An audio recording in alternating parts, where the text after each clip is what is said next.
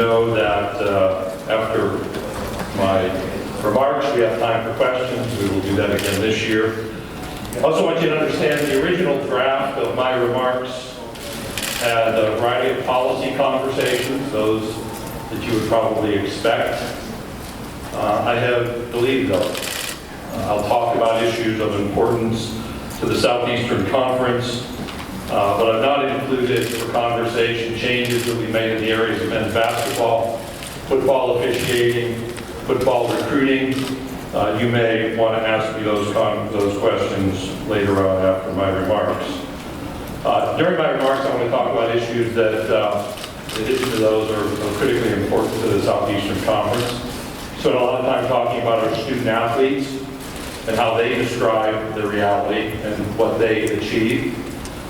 Tomorrow, Steve Shaw will explain all there is to know about collaborative replay, so I'll not jump into that. He will also talk about other football officiating matters. Also tomorrow at 12:45, Rosalind Durant from the SEC ESPN network will be here to talk about what we view as an incredibly successful year two, and I'll just cite two statistics related to that one. The SEC network televised over 1,600 live events. That's up from right around 1,000 the first year. And that's a tribute to the work done on our campuses, which is the next statistic. We'll get lost. We have about 350 students, actually a little bit over, who are engaged in television production on our campuses. And what that means is a byproduct of the SEC network is young people before they graduate from college move into their chosen field and have great experience opportunities through the network. I think that's an important piece that I want to make sure is known. But I want to talk about issues beyond the field to begin this morning. Last Monday, we as a nation celebrated Independence Day. Parades, field days, and fireworks provided gatherings that are special and bring people together in the United States of America. Today, though, 1 week seems like a long time ago. The sadness from the past few days remains on all of our minds. And it's appropriate to make that observation up front as it remains in our hearts as well. When tragedies occur for me personally, there's a passage in the book of Ecclesiastes, the Old Testament book of Ecclesiastes, that Pete Seeger wrote into song lyrics. It became a 1965 #1 hit. A musical group called The Birds. It begins, everything there's a season, time to laugh, time to weep, a time to dance, a time to mourn. This is one of those times in our nation where we weep, we mourn for those families and cities who have experienced loss. But those song lyrics include another side of things. Time to love, a time for peace, a time to embrace. I'll just share, now's the time for those three things to occur. There's a speech I found from Nelson Mandela in 2000. Actually has a quote about how sports unite people. Sports, he said, has the power to change the world. That's the quote. He went on to talk and illustrate how that's true. If you read through those remarks that were actually made at an awards dinner, at the end he says something even more important, I think. Peace is the greatest weapon mankind has to resolve even the most intractable difficulties. But to be an effective agent for peace, you have to seek not only to change the community and the world, what is more difficult is to change yourself before you seek to change others. Only those who have the courage to change themselves and to know that in all communities, without exception, there are good men and good women who want to serve those communities. It's a wise man. It's also a time to remember one of college sports' iconic figures, because on Thursday of this week, there'll be a celebration for the life of Pat Summitt in Knoxville, Tennessee. Pat was a pillar of the Southeastern Conference. She was on par with any of the great names. In fact, may have set the standard for all of the great names that have been a part in our part of this conference. Her impact is felt every day in the lives of the young people she mentored. Their ongoing success is living proof of Pat's influence and the truly positive impact of intercollegiate athletics. In the days since her passing, there have been any number of quotes from University of Tennessee women's basketball players talking about their mentor and their coach. Today I'll share one from Carol Lawson, who said, personally, she was a life changer for me. You come in as a young woman and you're rough around the edges in a lot of ways, and she, little by little, she smoothed those out and made you into something where you feel invincible as a player. You feel invincible when you graduate with the confidence you have to attack whatever it is you choose to do. It's football media days, but it's appropriate to remember Pat, because while there's a measure of her impact in the record books, we can't lose sight of the fact that she had 100% of her players completed their eligibility under her leadership graduate from the University of Tennessee. Last year, I introduced the idea of scholars, champions, and leaders. There's a mission for this conference talking about graduating every student athlete, winning every championship, and changing the world. Pat may be the best example of having graduated every student athlete, having sought and tried and competed to win every championship, and using the intercollegiate athletics platform to change the world. Her legacy demonstrates that academics and athletics are not just compatible, but essentially linked within the context of what we do in intercollegiate athletics. From all of us, I mean all of us, I simply want to say thank you. I spent the weekend, 2 days, Friday and Saturday, with 28 student athletes from across the Southeastern Conference. And I think you're all aware that last Thursday, the 5 conferences known as autonomy conferences issued a joint press release talking about the continued pursuit of time balance outcomes that might be different from where we've been for the last 25 plus years. And we expect to have those ideas, those concepts in front of us legislatively as we move to the NCAA convention in January. But the opportunity this week was to build into the lives of the young people in Birmingham, but also to engage them in conversation. And I'll tell you, and I mean this, the best parts of my last 13 months have been the times that I've had to spend in conversation with student athletes, be it in groups or individually. There are some incredible young people all across this conference, literally thousands. We had a lengthy discussion about issues related to time balance in their lives. What follows are the raw quotes from our student athletes, and they gave me permission to share their thoughts with you this morning. Quote from one, it's a 4-year commitment. We came in knowing that. Some said it's 5. We want to be here competing at the highest level. We signed up for this because we want to compete and train with the best. End of that quote. Another said, quote, there are thousands of other people who would love to have our opportunities. End quote.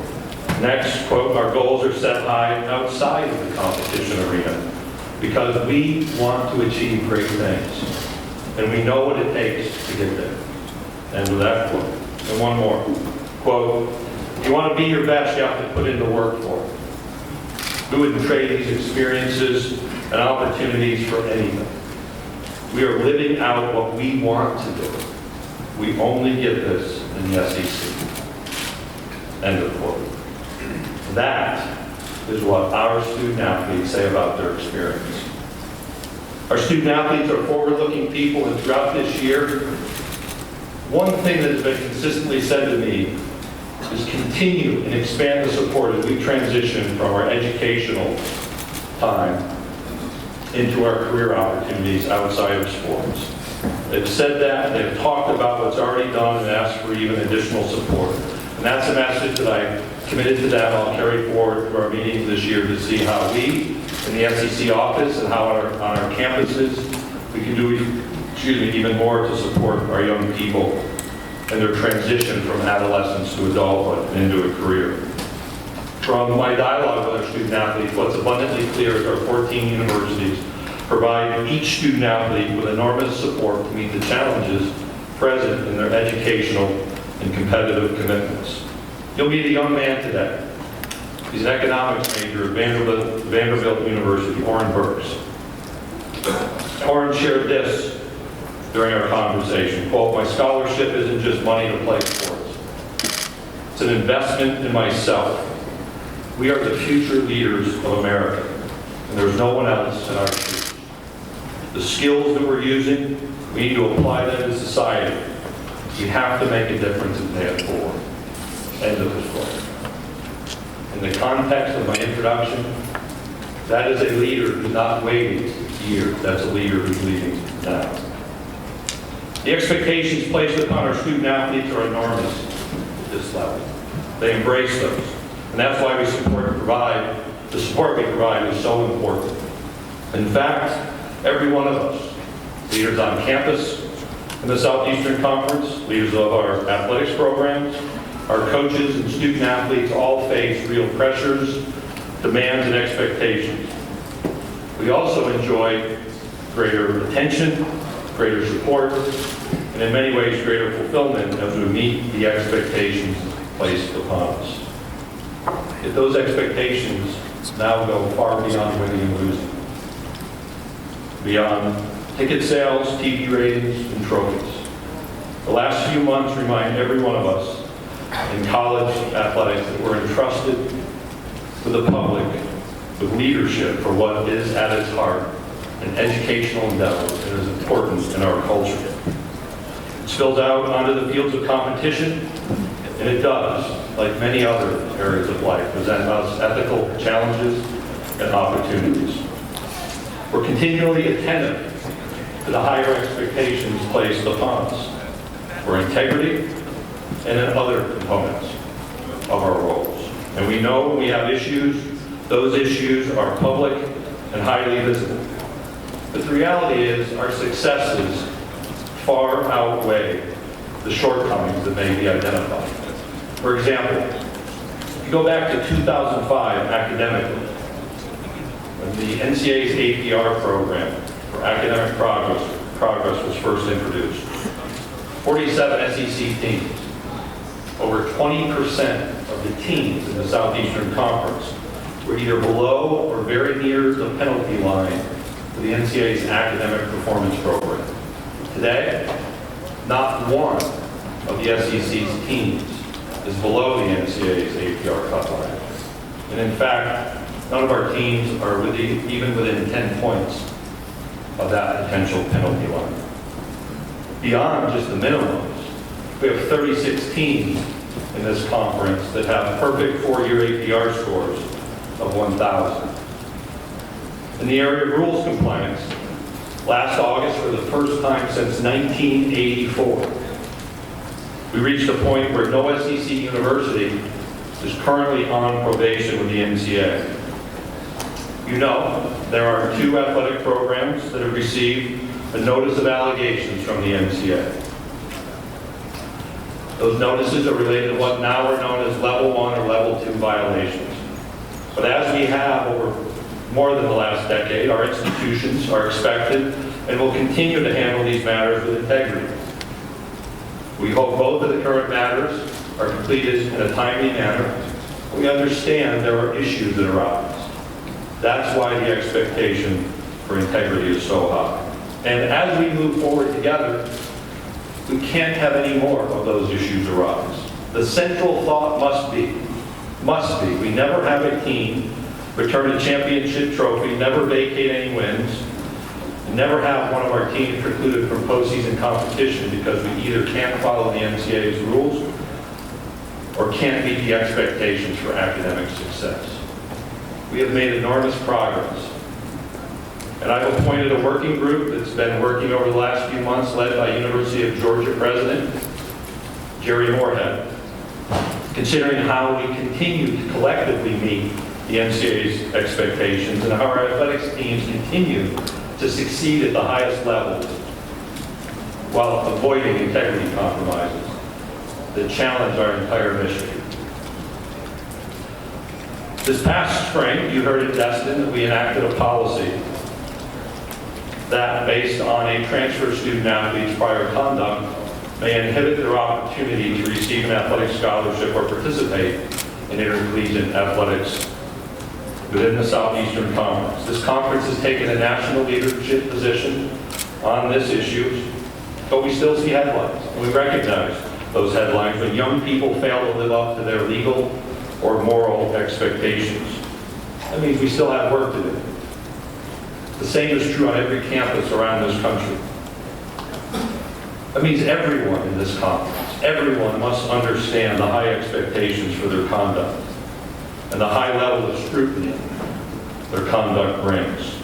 Young people need to understand the serious consequences associated with their behavior, and our leaders need to make certain the laws and expectations of society are unquestionably followed. As leaders, we have to hold ourselves to high standards so that we are the example for our student athletes. Now, our working group was diligent in its review and updates of our priorities and processes, and these conversations across our conference are far from over. We're committed to getting it right because there's so much good happening in the SEC on our 14 campuses. We can't allow the actions of a very few to overshadow the great work and the great achievements being realized. There's no better example of the positive impact happening on our campuses than Dr. Isaiah Warner. Dr. Warner, earlier this year, was named the 2016 SEC Professor of the Year. He is a Boyd Professor at LSU and a Professor of Chemistry. Consider, before Dr. Warner arrived in Baton Rouge, LSU had graduated only 6 African-American students with PhDs in chemistry during its entire history. Today, due largely to his influence on campus and his interest in his students and the commitment of the university, that number has grown to 80, making LSU the nation's leader in graduating African Americans with a PhD in chemistry. And he's not alone. Over the last 5 years, we've honored 70 members of our faculty, 1 per school each year, and 5 different professors of the year, because as universities we have a great legacy. A legacy of excellence, a powerful and positive impact on our region, and we must continually meet the high expectations for education, for research, and for service. And there are thousands who contributed to what we've built today and the legacy that's been established. One of those, Jeremy Foley, called me a few weeks ago, early on a Monday morning, to say, I'm going to announce my retirement. He's one of the many that's made those contributions since I know him. During his tenure at the University of Florida, earned 27 national championships and a variety of sports, including 3 in football. Jeremy has passionately led the Florida athletics program. He has set an example by having high expectations that people around him do things the right way. And he has enthusiastically supported student athletes in every sport. I want to say, Jeremy, thank you. Thank you for your leadership, for your great work. You got plenty to do in your future. But most of all, Jeremy, thank you for your friendship. One of those Florida championships during his tenure was earned by who you know as the head ball coach in 1996, Steve Spurrier. We will miss Steve's unique football genius, and you will miss the entertaining quotes he offered annually at SEC football media days. To honor Steve and fill some of your column space, I spent much of the last week searching for one of his quotes that I, as commissioner, could share here today. After an extensive, lengthy, exhaustive search, I found exactly one of his quotes, not involving free shoes, astronomy, shiny cars, or the citrus bowl. Which means I can use that one quote in front of you. Steve once said, I don't want to coach too far into my 60s. By that time, I'll be playing golf 4 or 5 times a week. Last week, Steve and his wife Jerry celebrated their 50th anniversary. He coached until he was 70, and it is my hope that both he and Jerry enjoy all the best and many, many more rounds of golf. In the season ahead, we will also say thank you and goodbye. Goodbye to our friend Vern Lundquist. Vern has been the voice of the SEC during some of the most exciting times in the history of our conference, and we look forward to hearing him call games through the coming season. It's fitting that Vern's final game on CBS as the voice of the SEC will be this December in the Georgia Dome, our final game, our final championship game in the Georgia Dome. In fact, it's our 25th SEC football championship game. We'll relive some memories. We'll remember great games and great people, And then we'll look forward to transitioning to the Mercedes-Benz Stadium for our 2017 game. As I said earlier, I want to talk about our student athletes. We have incredible young people. I can't say that enough. Our current projection is that 125, or actually probably higher when we get the complete numbers in, either current or former student athletes from SEC universities will participate in the Summer Olympics in Rio. It's that pride that comes from their efforts. For example, if you watched the USA Track and Field Championships last night, the trials, you watched Kendall Williams competing in the heptathlon. She ran the 800 meters, giving everything she had to earn the 3rd spot on the Olympic team. And the pride that came from watching that. It's the same pride that comes from seeing the joy shown by Arkansas pole vaulter Lexi Weeks, when she cleared her personal best to make the team. She hadn't even landed back in the pad, and she began celebrating her achievement. And then if you watch the pride and the emotion when she realized that she would be a part of the United States Olympic team. Those moments are special, and they're examples of real stories that are in our football program. Our football programs present you people today like Oren Burks from Vanderbilt, who I mentioned. He's a 2-year starter, an all-SEC candidate, an honor roll student, president-elect of the Vanderbilt Student Athlete Advisory Committee, and co-founder of a program called Revamp, revitalizing and empowering Vanderbilt's African-American male population. As I said, a young man not waiting to lead, is leading now.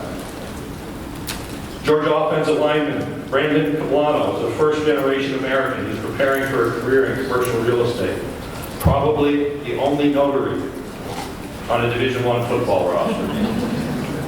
Another first-generation American, the South Carolina offensive lineman Mason Zandy, whose father fled Iran during the Revolution. Texas A&M defensive lineman Myles Garrett lives well beyond the game of football. He has an affinity like me for trying to read a book. His goal is one every 2 weeks. He writes poetry, which I do not.